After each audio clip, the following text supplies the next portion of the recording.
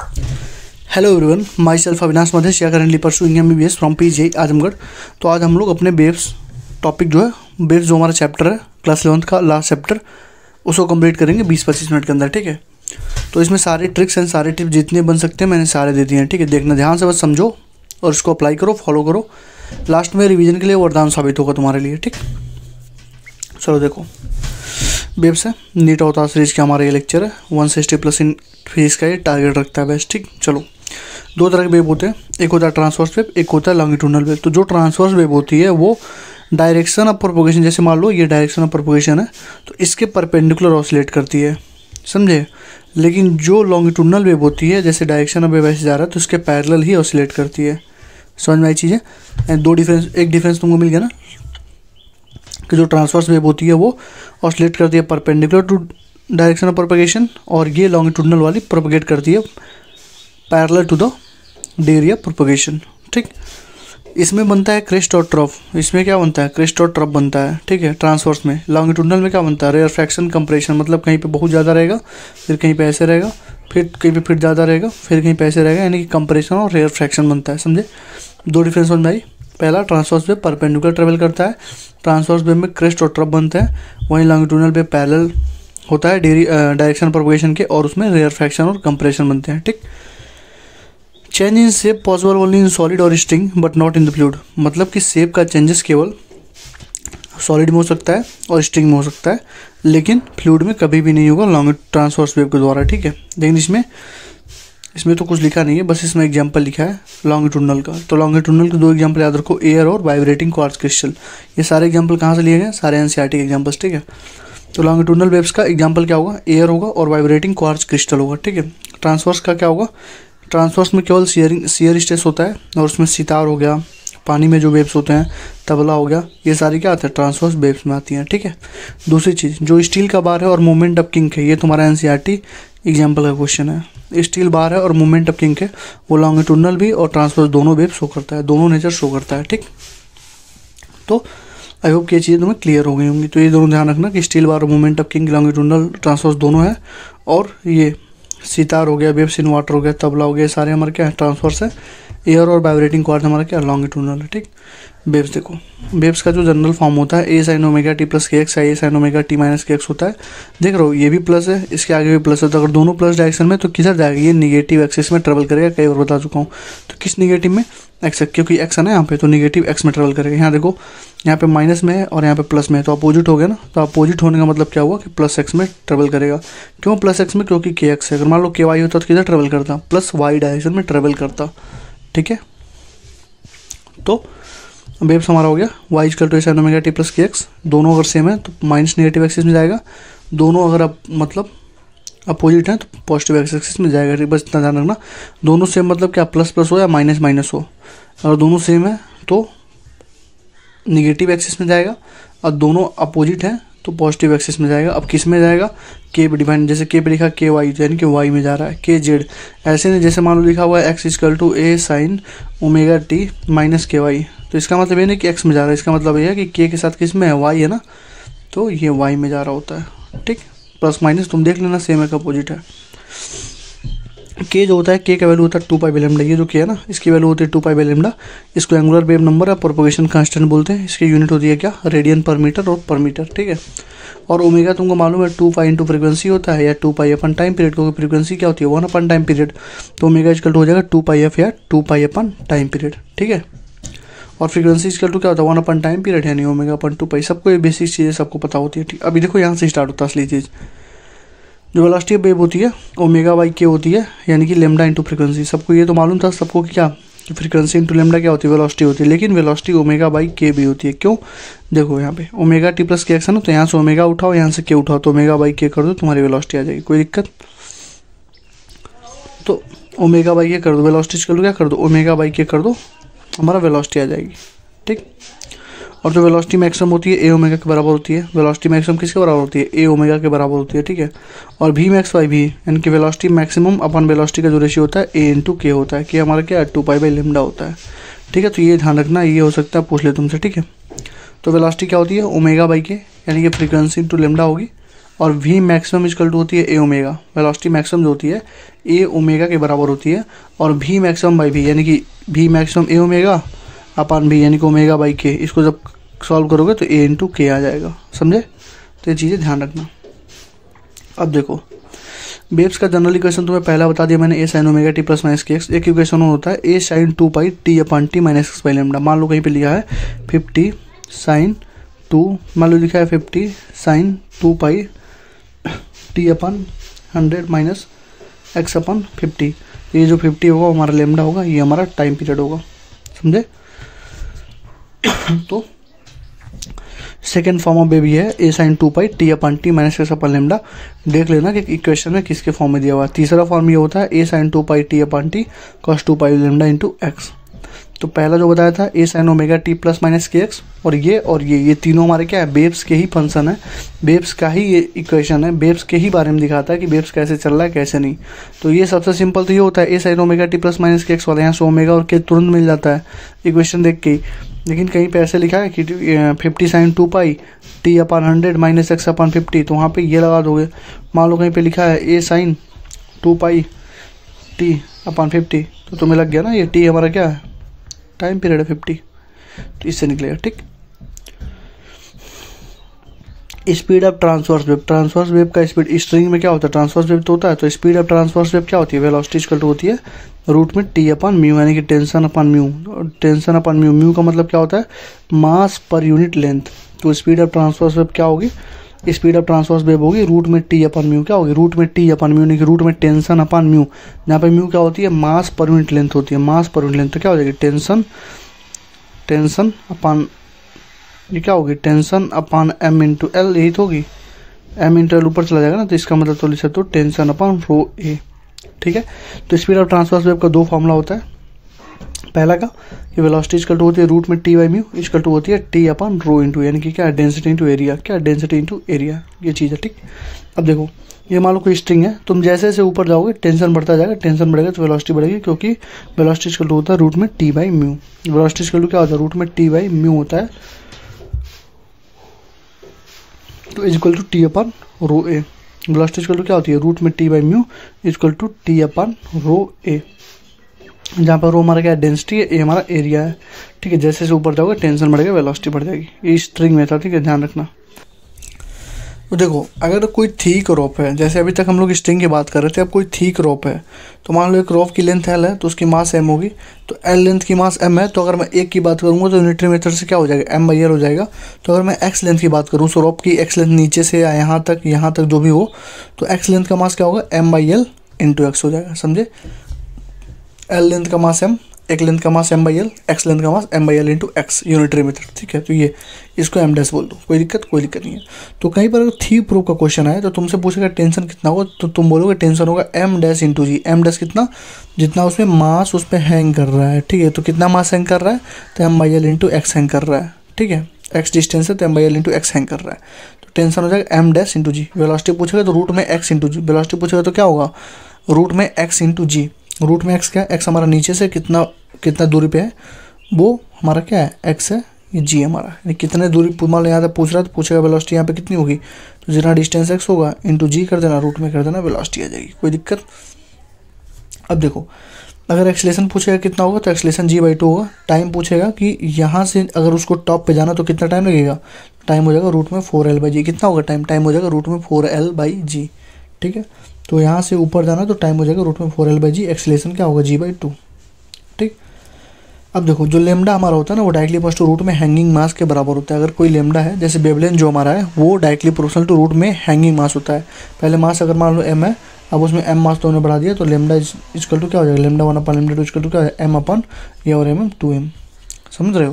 यानी पहले जो मास रहेगा, मतलब लेमडा डायरेक्टली इक्वल टू क्या होता है, अंडर रूट में हैंगिंग मास। जितना मास लगाओगे उसके रूट में डायरेक्टली मास के प्रोपोर्शनल होता है, ठीक। प्रेशर का कोई इफेक्ट नहीं होता, pressure has no effect on the velocity. Humidity अगर बढ़ाओगे, ह्यूमिडिटी अगर होगी तो डेंसिटी घटेगी और वेलोसिटी ऑफ साउंड बढ़ जाएगा। ठीक है। तो प्रेशर का कोई इफेक्ट नहीं होगा, ह्यूमिडिटी है करे तो डेंसिटी घटेगी, वेलोसिटी ऑफ साउंड बढ़ जाएगा, ठीक है। अब देखो स्पीड ऑफ साउंड में जो वेलोसिटी इन सॉलिड थी वो क्या थी, रूट में गामा अपन रो। गामा हमारा क्या होता है, सीपी अपन सीबी, मालूम है तुमको, तो रूट में गामा अपन रो यानी यंग मॉडुलस। गैस और लिक्विड में क्या हो जाएगी, बीटा अपन रो, क्या हो जाएगी, बीटा अपन रो यानी बल्क मॉडुलस, समझ रहे हो। यानी सॉलिड में रहेगा तो रूट में गामा अपन रो, और अगर सॉलिड में रहेगा तो रूट में गामा अपन रो, और अगर मतलब गैस में हो या लिक्विड में मतलब फ्लूइड में हो तो क्या होगा, रूट में बी अपन रो, क्योंकि बी हमारा बल्क मॉडुलस होता है। बल्क मॉडुलस हमारा फ्लूइड के लिए एप्लीकेबल होता है, ठीक है।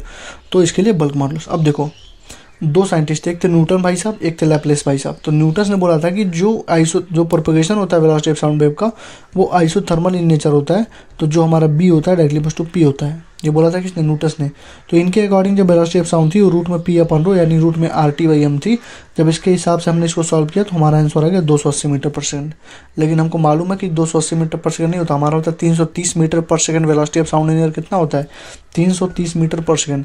तो उतना तो आया नहीं, यानी 15% कम आया एक्सपेरिमेंटल वैल्यू से, यानी जो एक्सपेरिमेंटल वैल्यू थी उससे 15% कम आया। यानी कि कौन गलत था, यानी कि न्यूटन भाई साहब गलत थे, न्यूटन की थियरी गलत थी। न्यूटन ने बोला था क्या आइसोथर्मल इन नेचर होता है, जहाँ पे बी हमारा डायरेक्टली इक्वल्स टू पी हो जाएगा, तो यानी बल्क मॉडुलस है ना, B directly equals to P हो जाएगा। और वेलोसिटी ऑफ साउंड रूट में तुमको मालूम है पी अपन रो या रूट में आर टी अपन एम होता है।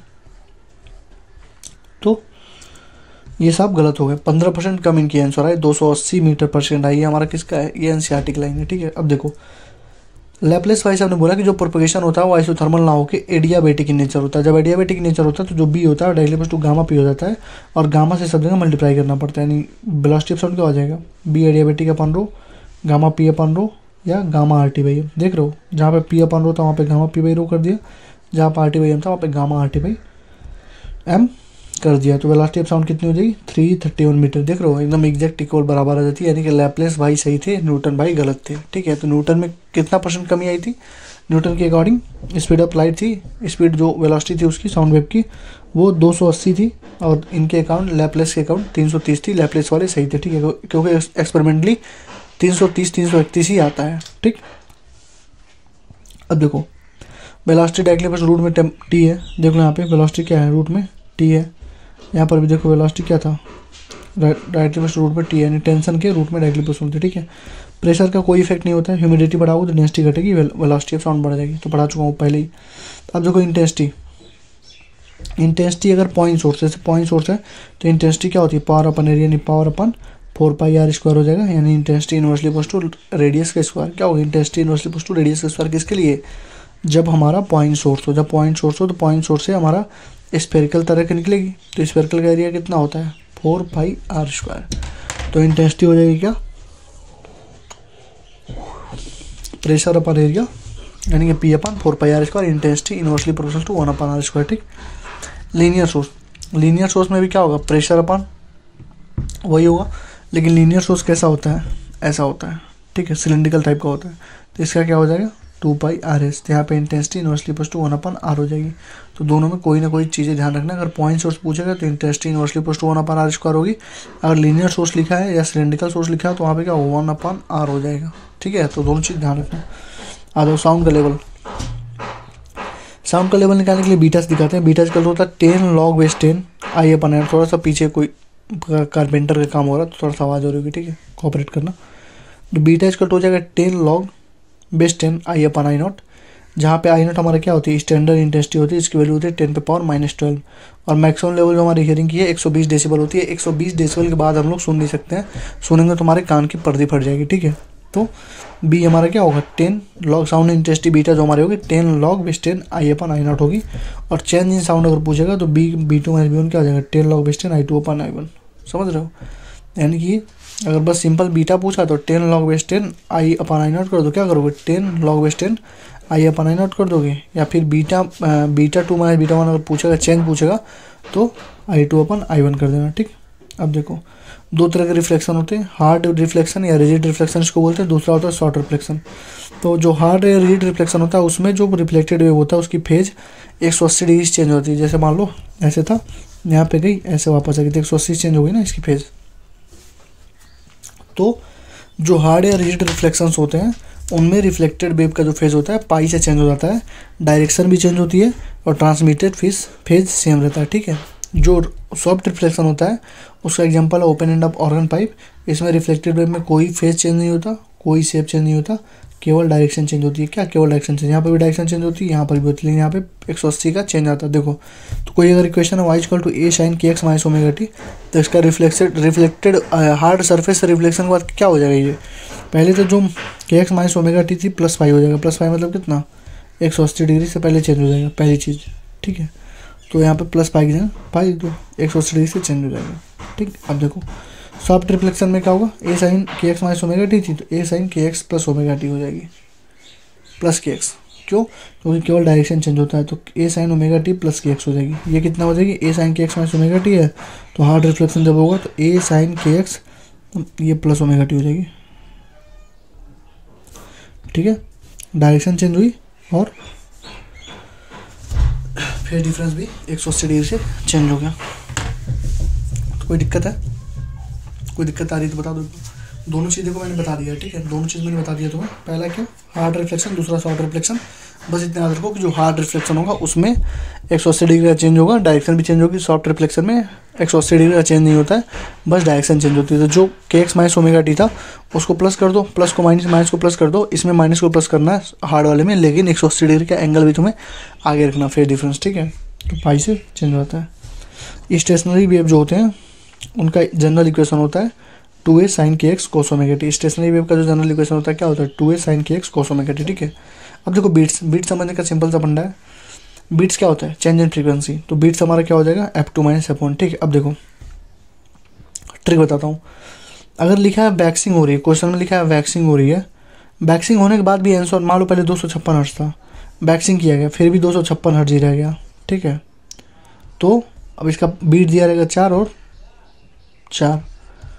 देखना ध्यान से, बंदा ऐसे क्वेश्चन पूछता, मान लो कहेगा 256 हर्ट्ज थी, ठीक है, हमारे पास, हमने 4 बिट पर से चेंज किया इसको, ठीक है, वैक्सिंग किया। तो वैक्सिंग करने के बाद भी 256 है, ठीक है। तो अगर वैक्सिंग करने के बाद भी इक्वल है तो ऊपर वाला हमारा सही आंसर है, यानी 256 का 4 है ना, तो इसका 2 आंसर हो सकता था, 260 हो सकता था, 252 हो सकता था। तो वैक्सिंग करने पे 256 ही आ गया, इसका मतलब सिंपल से क्या हुआ? ऊपर वाला आंसर होगा, 260 आंसर होगा, समझे। अब देखो फीलिंग करने पे अगर इक्वल आएगा तो लोअर वाला आंसर होगा, बस इतना ध्यान रखना, ठीक है। यानी वैक्सिंग कर रहे हो, इक्वल आंसर आ रहा है, 256 पहले भी था, 256 बाद में भी आ गया, 5 का तुमने 4 का फीलिंग किया हुआ तो 200। देखो सिंपल से बात फिर से समझो, मान लो 256 है, अभी क्वेश्चन प्रैक्टिस में समझ जाओगे। 256 है, 4 बिट पर है, तो 4 बिट मतलब कितना हुआ? 260 हो सकता है, 252 हो सकता है। तो तुमको फीलिंग करने के बाद भी 256 रहा, तो कौन सा आंसर होगा? ऊपर वाला 260 आंसर होगा, ठीक। मान लो कह रहा है कि 256 था, 4 बिट था, 260 होगा, 252, दोनों में से कोई एक आंसर होगा। कह रहा है कि इक्वल, फीलिंग करने पे अगर इक्वल हुआ तो लोअर वाला आंसर, नहीं फीलिंग करने पे भी 256 आ गया तो लोअर वाला 252 वाला आंसर होगा, ठीक है। तो वैक्सिंग करने पे अगर इक्वल आएगा तो ऊपर वाला आंसर होगा, फीलिंग करने पे इक्वल आएगा तो लोअर वाला आंसर होगा, ठीक। अब देखो कहीं के लिखा रहता है टेंशन डिक्रीज। टेंशन डिक्रीज होने का मतलब होता है वैक्सिंग हो रही है। टेंशन डिक्रीज होने का मतलब क्या? वैक्सिंग हो रही है। और टेंशन इंक्रीज होने का मतलब क्या? फीलिंग हो रही है। तो टेंशन अगर डिक्रीज करेगा तो क्या होगी? टेंशन अगर डिक्रीज करेगा तो वैक्सिंग होगी, और टेंशन अगर इंक्रीज करेगा तो फीलिंग होगी। ये चीज़ हमारे ध्यान में रखना, ठीक है। टेंशन घटेगा तो वैक्सिंग, टेंशन बढ़ेगा तो फीलिंग, ठीक। अब देखो सबसे important WIL FDL, WIL bill FDL, WIL bill FDL। देखो वैक्सिंग करने पे अगर इंक्रीज हो गया तो लोअर वाला आंसर होगा। जैसे तो मैं फिर से समझाता हूँ। देखो 256 था, 4 बीट पर सेकंड था, तो 2 आंसर हो सकता था, 260 या 252, ठीक है। अगर इक्वल रह गया 256 का 256 ही रह गया तो ऊपर वाला आंसर होगा, क्योंकि वैक्सिंग करने पे ऊपर इक्वल होता है तो ऊपर वाला आंसर, ये 260 आंसर होगा, ठीक है। अगर तुमने फीलिंग किया उसके बाद बराबर हुआ तो 252 आंसर होगा, लोअर वाला आंसर होगा, ठीक है। 256 था, ठीक है, तुमने वैक्सिंग किया और ये इंक्रीज होकर 260 हो गया, देख रहे हो, बढ़ गया ना, 256 से बढ़ गया तो लोअर वाला आंसर होगा, ठीक है। तो 256 था तो 256 252 वाला इसका आंसर होगा, ठीक है। तुमने फीलिंग किया, डिक्रीज किया तो लोअर वाला। तुमने मान लो पहले कितना था, तुमने 260 था, तुमने फीलिंग किया तो 204 बीट पर सेकंड था ना, तो 256 और 264 यही हो सकता है आंसर दोनों का, ठीक है। तुमने फीलिंग किया, फीलिंग करने के बाद तुमने देखा कि पहले 4 बीट था अब 6 बीट हो गया, तुमने देखा बढ़ गया। चाहे नहीं, पहले 4 बीट था अब 3 बीट हो गया, तुमने देखा घट गया, यानी कि फीलिंग करने पे अगर 4 बीट से 3 बीट हुआ, फीलिंग करने पर घट रहा है तो लोअर वाला आंसर यानी कि 256 हमारा आंसर होगा। समझे? क्वेश्चन प्रैक्टिस अभी जब करोगे तो तुम्हें समझ में आ जाएंगी चीज़ें। एक एक सेकंड में 10-10 सेकंड के अंदर ही सारे क्वेश्चन को सॉल्व कर दिया हूँ बीट्स के। ठीक है, तो बीट फिर से एक्सप्लेन करता हूँ मैं। F2 में अपन होगा, बैक्सिंग करोगे तो इक्वल होगा, अगर बैक्सिंग करने पर इक्वल होगा तो ऊपर वाला आंसर होगा, फीलिंग करने पर अगर इक्वल होगा तो लोअर वाला आंसर होगा। ट्रिक हमारा क्या होता है, WIL FDL, यानी कि वैक्सिंग करने पर इंक्रीज करोगे तो लोअर हो जाएगा, लोअर वाला आंसर होगा, और फीलिंग करने पे अगर डिक्रीज करोगे तो लोअर वाला आंसर होगा। ठीक है, तो ये हमारा हो गया। इंटेंसिटी का फॉर्मूला तुमको मालूम है, 2π² f² a² ρr for interference. Intensity directly equal to क्या होता है, एम्पलीट्यूड a², यानी कि इंटरफेरेंस के लिए जो इंटेंसिटी होती है directly equal to a², amplitude के स्क्वायर के बराबर होती है। लेकिन बीट के लिए जो इंटेंसिटी होती है वो directly equal to n² a², यानी फ्रीक्वेंसी का स्क्वायर और एम्पलीट्यूड का स्क्वायर दोनों के बराबर होती है। ठीक है, बाकी तुमको मालूम है d² की इनवर्सली प्रोपोर्शनल होती है। ठीक है, तो for the interference intensity directly equals to amplitude का square, for the beat intensity directly equals to n का स्क्वायर a का स्क्वायर, फ्रीक्वेंसी का स्क्वायर और एम्पलीट्यूड का स्क्वायर दोनों। तो बीट के लिए ध्यान रखना थ्योरेटिकल पॉइंट है, इंटरफेरेंस में directly equals to a², beat के लिए directly equals to n² a², जहाँ पे n हमारा क्या फ्रीक्वेंसी है। ठीक, अब देखो purely kinetic energy, purely potential energy. Node जहाँ होता है वहाँ पे प्योरली काइनेटिक एनर्जी होती है, चेंज इन प्रेशर सबसे ज़्यादा होता है, एम्पलीट्यूड 0 होता है, डिस्प्लेसमेंट 0 होता है, क्योंकि क्या होते हैं, अपोजिट फेज में होते हैं। ठीक है, थियरी पॉइंट के लिए बहुत इंपॉर्टेंट है। यानी कि कहीं पर प्योरली काइनेटिक एनर्जी है तो क्या होगा, नोड होगा।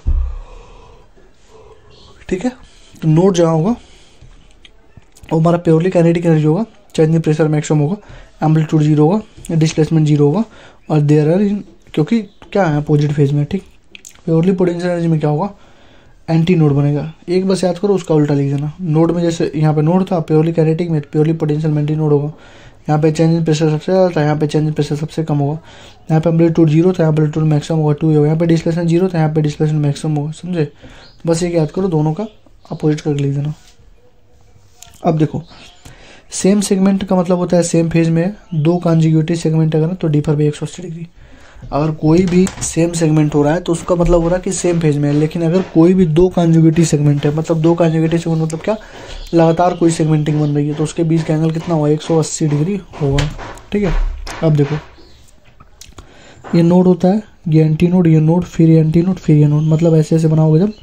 ठीक है, ऐसे ऐसे, तो ये वाली जो पोर्शन जहाँ पे दोनों क्रॉस करती है वो नोड होता है। ठीक है, ये नोड होगा, ये नोड होगा, ये नोड होगा, और ये बीच वाली एंटी नोड होती है, ये एंटी नोड होती है, ये एंटी नोड होती है, ये एंटी नोड होगी।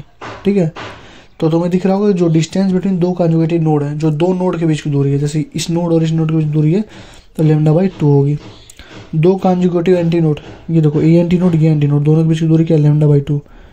यानी कि एक नोड और मतलब 2 नोड के बीच की दूरी λ/2, 2 एंटी नोड के बीच की दूरी λ/2। लेकिन एक नोड और एक एंटी नोड के बीच दूरी कितनी, नोड एंड कितनी, λ/4, क्योंकि पूरा कितना था, λ/2 था, उसका आधा ही तो है, तो λ/4। यानी कि 2 कॉन्जुगेटिव नोड में λ/2, 2 कॉन्जुगेटिव एंटी नोड में λ/2, नोड और एंटी नोड के बीच की दूरी कितनी, λ/4। ध्यान रखना, बहुत काम आएगा तुम्हारे। ठीक है, अब देखो string fix at both and, कोई स्ट्रिंग है उसको दोनों एंड में तुमने फिक्स कर दिया, तो ये बिहेव करेगा जस्ट जैसे ओपन आर्गन पाइप का जो फॉर्मूला होगा वही सारा फॉर्मूला यहाँ लग जाएगा। समझे? जो फॉर्मूला तुम अभी ओपन आर्गन पाइप में पढ़ोगे वो सारा फॉर्मूला तुम्हारा यहाँ लग जाएगा, string fix at both and पे। ठीक है, अब कह रहा है string fix at one and, कह रहा है एक ही एंड पे फिक्स है, तो जब कभी एक एंड पे फिक्स होगा तो ये क्लोज आर्गन पाइप की तरह बिहेव करेगा। यानी कि अगर दोनों साइड में ऐसे फिक्स है तो ओपन आर्गन तरह के मतलब बिहेव करेगा, मतलब सारा फॉर्मूला ओपन आर्गन पाइप वाला लगेगा। और अगर एक ही तरह से फिक्स है तो सारा फॉर्मूला क्लोज आर्गन पाइप वाला लगेगा। ठीक है, तो अब देखो क्या होता है, एल तो होता है हमारा क्या, L/2, तो फ्रीक्वेंसी क्या हो जाती है, NV/12, फ्रीक्वेंसी होती है NV/12, और लेंथ होती है, लेंथ दोनों बीच की क्या होती है, L/2। इसमें क्या होती है, L जो होती है 2n-1 λ/4 हो जाती है, फ्रीक्वेंसी 2n-1 V/4 हो जाती है। समझ रहे हो? यहीं से याद करो, open organ close organ pipe अपने आप याद हो जाएगा। ठीक है, तो string fix at both end का मतलब क्या हुआ, ओपन आर्गन पाइप की तरह बिहेव करेगी, यानी कि जो लेंथ होगा वो L/2 हो जाएगा, और जो फ्रीक्वेंसी होगी वो NV/2L हो जाएगी। जो लेंथ होगी L/2 हो जाएगी, और जो फ्रीक्वेंसी होगी NV/2L हो जाएगी। ठीक है, समझे? और जो nth हार्मोनिक होगा, मतलब लिखा है थर्ड हार्मोनिक, इसका मतलब हुआ सेकंड ओवरटोन। समझ रहे हो? क्योंकि nth हार्मोनिक का मतलब क्या होगा, n-1 ओवरटोन, यानी कि थर्ड लिखा है हार्मोनिक, इसका मतलब हुआ 3-1 सेकंड ओवरटोन। ठीक, और यहाँ पे string fix at one end है, तो behaves like close organ pipe है। यहाँ पे जो L की वैल्यू होगी, लेंथ जो होगी 2n-1 λ/4 होगी, जो फ्रीक्वेंसी होगी 2n-1 v/4l होती है। फ्रीक्वेंसी कितनी होती है? 2n-1 v/4l होती है।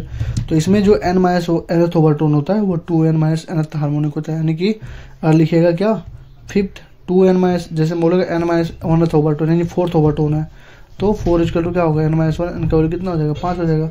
तुम यहाँ 5 भर दो तो 5 दोनों 10-1 9th हार्मोनिक होगा, ठीक है।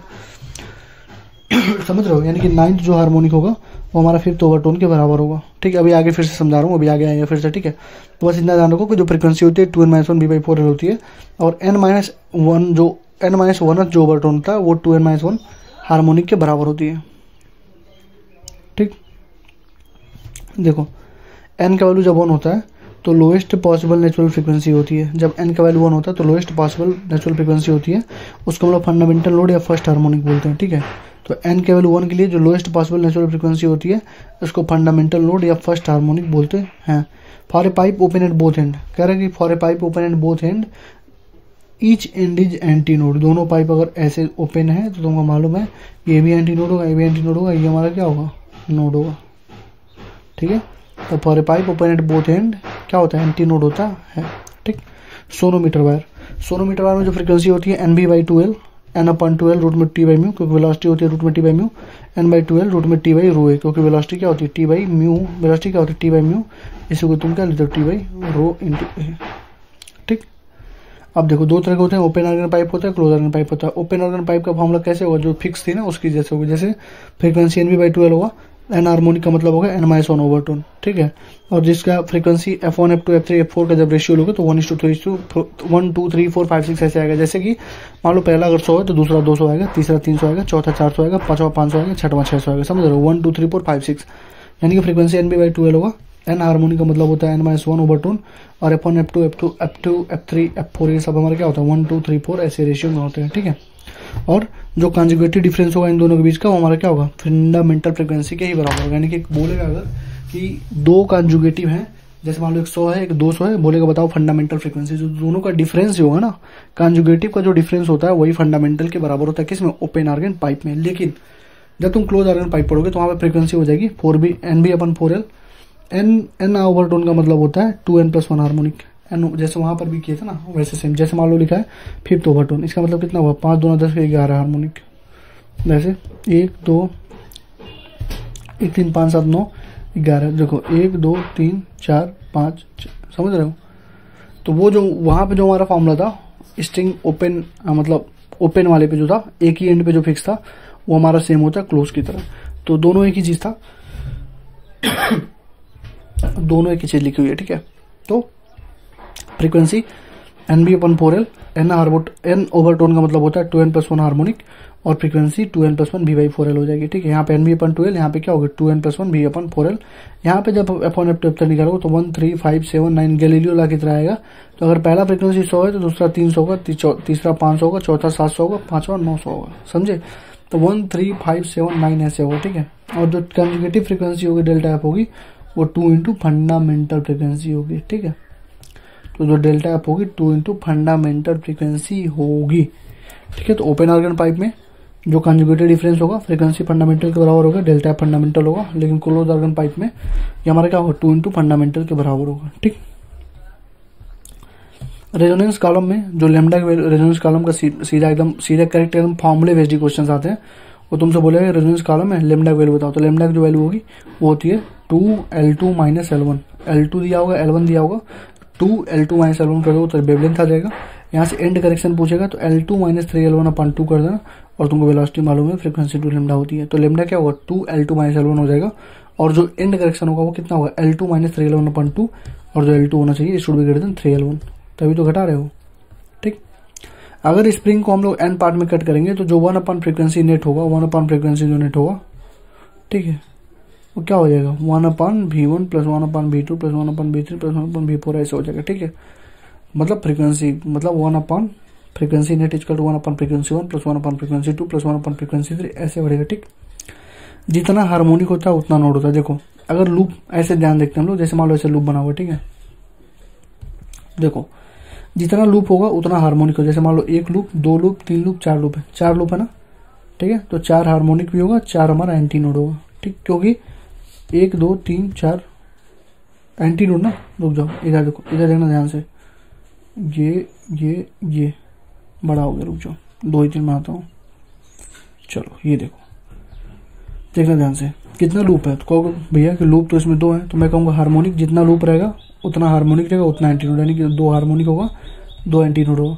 तुम कहो भैया नोड कितने हैं, तो नोड कहूँगा P+1, यानी कि लूप +1, लूप कितना है 2 + 1 3 हो जाएंगे। ठीक, देख लो 1 2 3 नोड है और 1 और 2 हमारे क्या एंटी नोड है, 2 एंटी नोड हो गए, ये इतना हो गया। ठीक है, ओवरटोन क्या हो जाएगा P-1, जितना लूप है उसमें से घटा, यानी कि पहले 2 लूप था तो 1 हमारा ओवरटोन होगा। ठीक है, लूप अगर P है तो हार्मोनिक हमारे P होंगे, एंटी नोड भी हमारा P होगा, नोड हमारा P+1 होगा, ओवरटोन हमारा P-1 हो जाएगा। ठीक है, थर्ड ओवरटोन का मतलब होता है 4th हार्मोनिक, यानी कि 4 नोड होंगे। ठीक,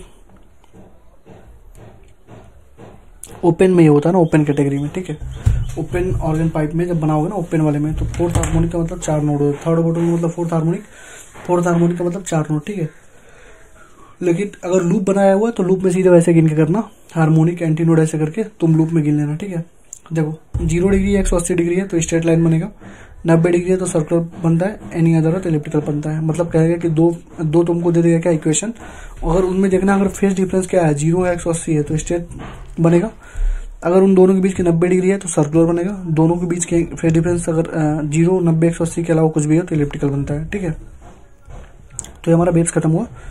ये मोल कॉन्सेप्ट 3 घंटे हमने करी थी, कंप्लीट फिजिक्स 50 घंटे में थी, अब 35 घंटे में हो गया, कंप्लीट फिजिकल केमिस्ट्री 20 घंटे में। ठीक है, लास्ट वार्निंग आल दीदी भैया मैंने बताया जो तुमने देखा ही होगा, और टॉपिक नंबर वे टॉपिक वाले फ्री करने वाला हूँ, 3 से 4 दिन में फ्री हो जाएगा। ठीक है, बाकी रे ऑप्टिक्स तुमने देखा ही होगा, रे ऑप्टिक्स पे देख रहे हो 3300, मतलब लगभग 4000 लोगों ने देखा है अभी। ठीक है, तो कितना अच्छा कंटेंट है उसमें। ठीक है, तो लाइक कमेंट शेयर और सब्सक्राइब कर देना है, लाइक और कमेंट कर देना है भाई बहुत मेहनत लगे, देख रहे हो कितना थका हूँ ना, तो लाइक और कमेंट बस कर देना। ठीक है, thank you, all the best, पढ़ाई करते रहो।